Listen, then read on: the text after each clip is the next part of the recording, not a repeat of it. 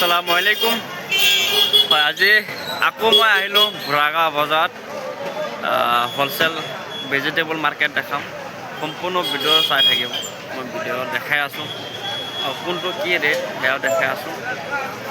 হয়, এইটো হ'ল আমাৰ ভৰাগাঁও কেঁচা চব্জি এনে ভেজিটেবল হোলচেল মাৰ্কেট। ৰাতিপুৱা 6টাত লাগে, 10টা বজাত বজাৰ শেষ হয়। তাৰপিছত আমি খুচুৰা কিনিব লগা হয়। খুচুৰা বজাৰটো মই দেখাওঁ, সম্পূৰ্ণ ভিডিঅ'টো চাই থাকক। হয়, এইটো হ'ল আমাৰ ভৰাগাঁও কেঁচা চব্জি এনে ভেজিটেবল হোলচেল মাৰ্কেট। চব বিভিন্ন জেগাৰ পৰা মানুহ আহিছে চব্জি কিনিবৰ কাৰণে।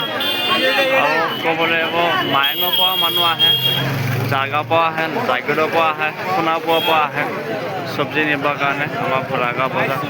এনেই ফেমাছ ভেজিটেবল মাৰ্কেট ক'ব লাগিব আমাৰ ভৰাগাঁও গৰাখহনীয়া। এয়া চাওক, ইফালে টেমাত আছে, টেমাত আৰু ওলকবি আজি বহুত ডাঙৰ ডাঙৰ।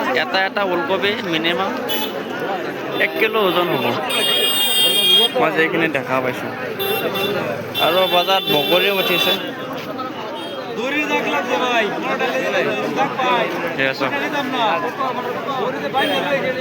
একেবাৰে সস্তা আজি বজাৰ।